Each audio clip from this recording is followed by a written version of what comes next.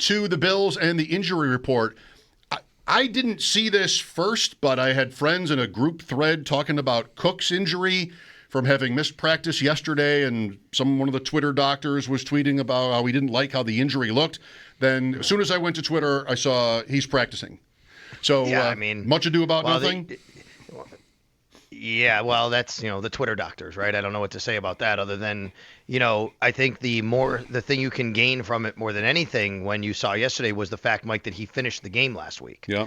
That matters to me a lot. He finished the game and he spoke at the podium. He was even asked about it a little bit. And, now it's always a chance you get into you unwrap your foot. He had it taped up. There's some swelling or there's some soreness. Totally, that can happen. But the fact that it appeared his injury happened very early in the game and that he finished the game was an encouraging sign. But you never know. So we advance on to today.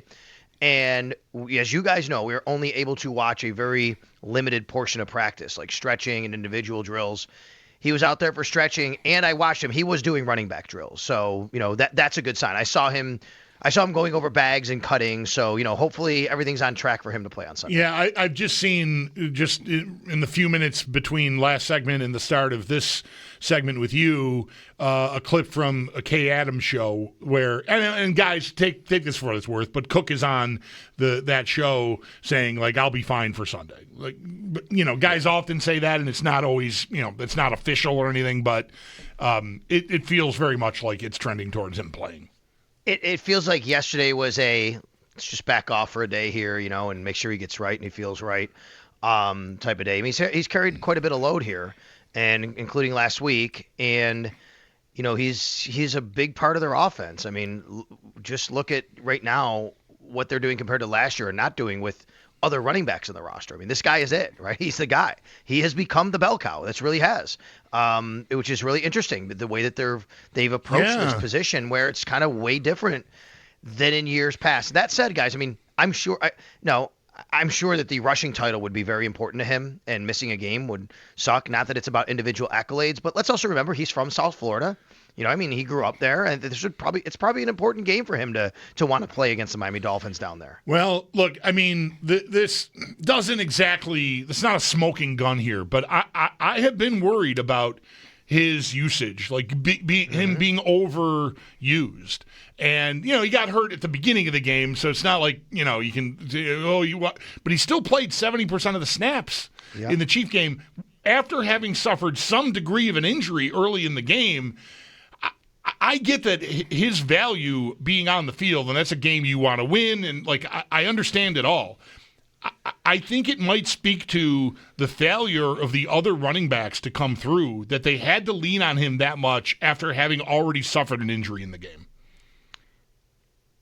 It could very well be. It's a really good question. I just had this exact same conversation with Andy Young, our buddy from Spectrum News. Him and I had this exact same conversation today about it, which is it because Cook is just so good you can't take him off the field?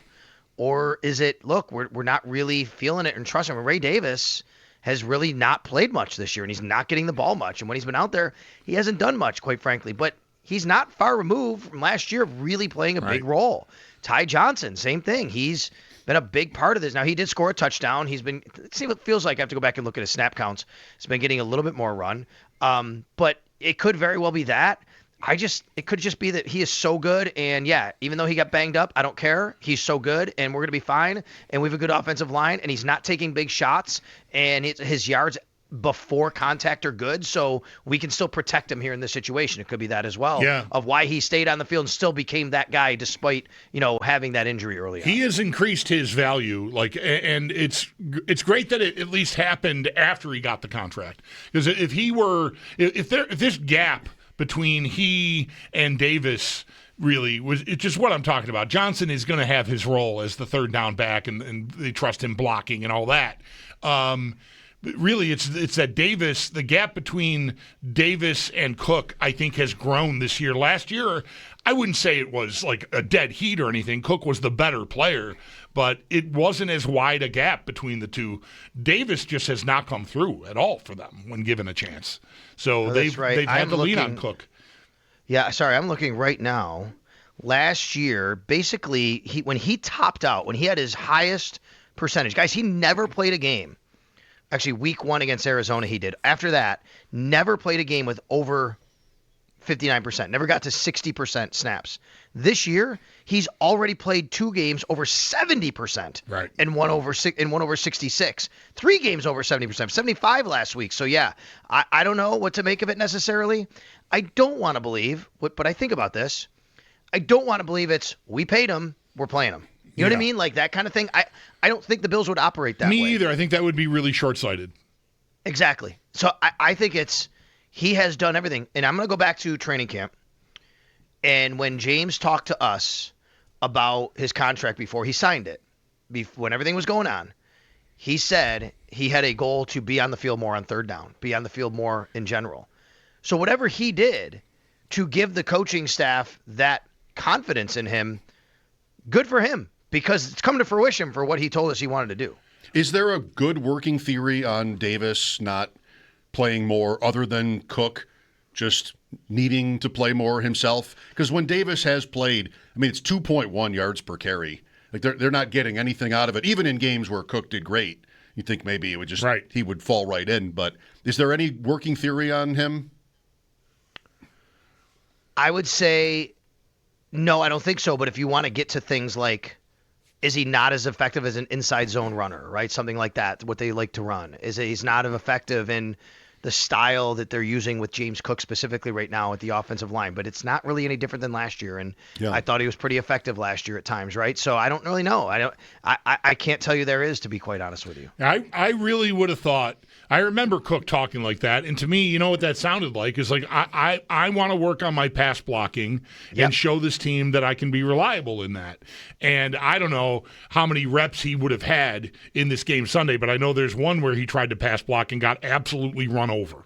And so what is happening, I think Johnson is still playing that role where the extra snaps for him are coming are Davis, I think.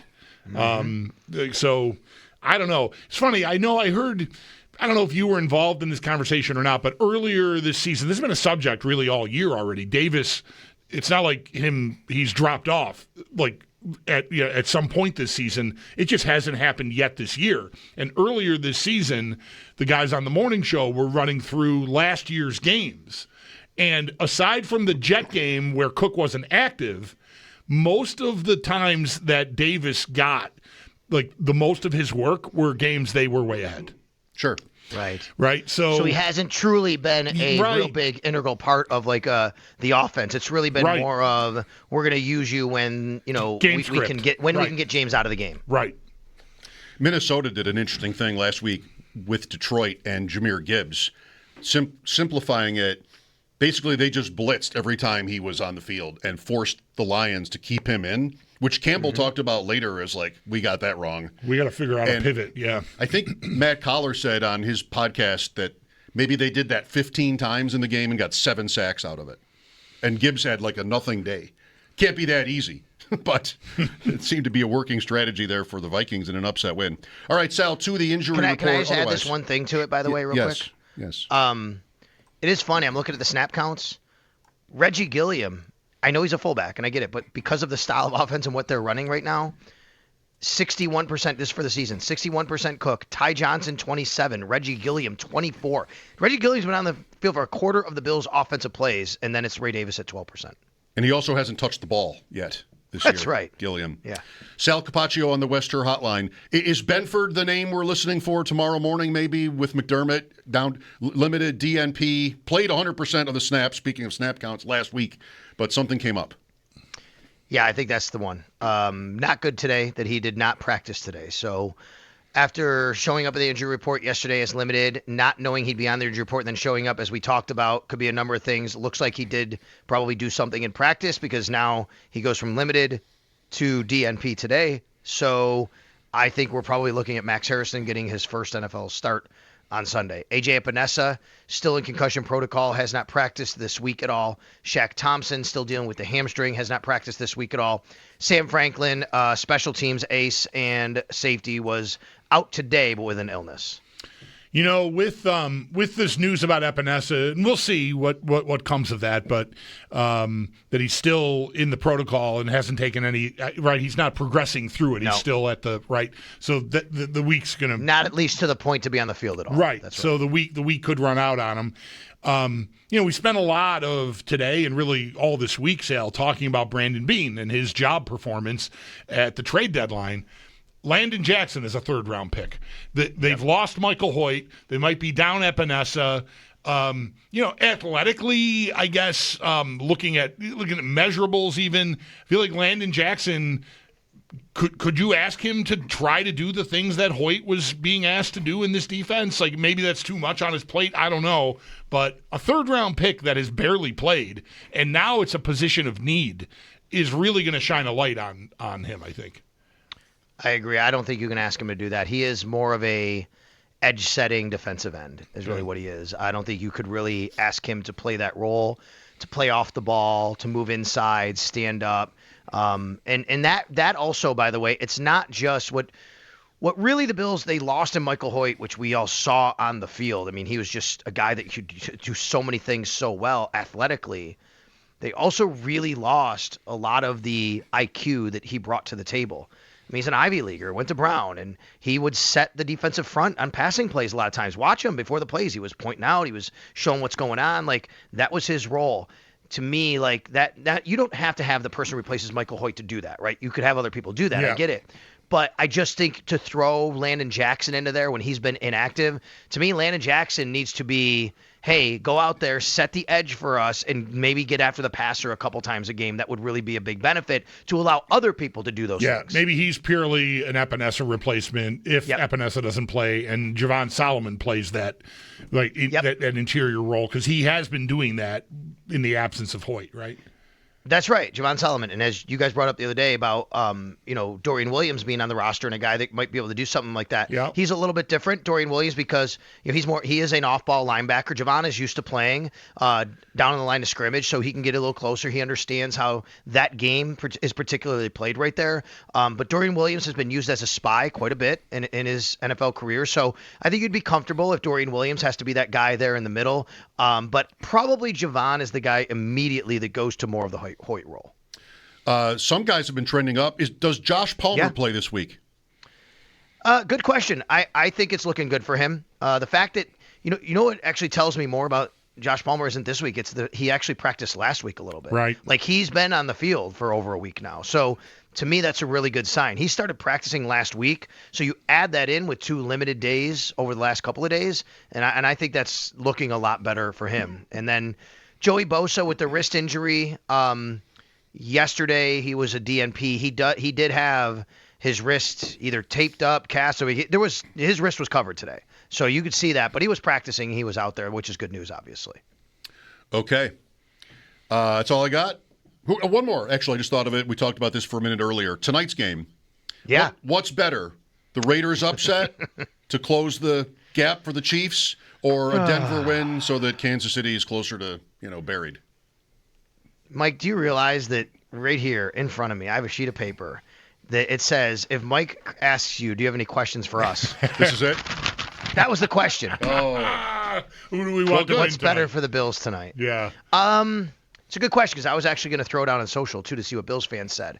So my first inclination is to go, well, listen, you're kind of with the Broncos here. You don't, you want to keep pushing these teams down, and the Bills have an opportunity. Then I thought, well, let me go look at the Broncos' schedule. They have the Chiefs still twice. I can't imagine they're going to beat them twice. They probably lose next week, actually. The Chiefs are coming off a bye. So I think that them winning tonight is fine. I think the Broncos winning tonight is fine, because I think they'll probably split with the Chiefs, and you're going to get a loss there anyway.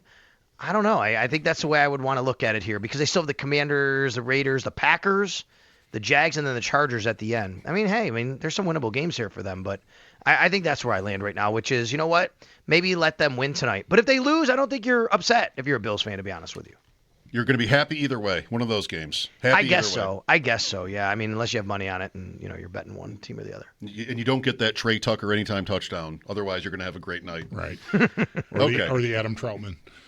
Oh, well, how about, wait.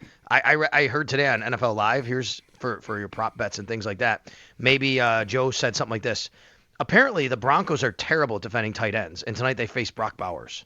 Good. Oh, I feel like my life depends on Mike Brock has a Bowers. lot of interest in Brock Bowers. Yeah, It really is how it feels. I'm glad it's not literally we didn't true. get to this earlier, but Mercedes Lewis, I just saw half an hour ago, has been brought up from the practice squad for Denver. So if you like a depth tight end, that's sort of our little niche here in the gambling on the Thursday night games. Yeah. He's 12-1 for a touchdown. And he becomes the oldest non-kicker in the league once he steps on the field tonight, I think, Lewis. 41. All right, well, too bad you can't bet on that because it's known information. Nice Nice to be able to just bet on something you know. Yeah. All right, thank you, Sal. Talk You to you got it, tomorrow. guys. There you go. That's Sal Capaccio on the West Her Hotline. His appearances are always brought to you by New York.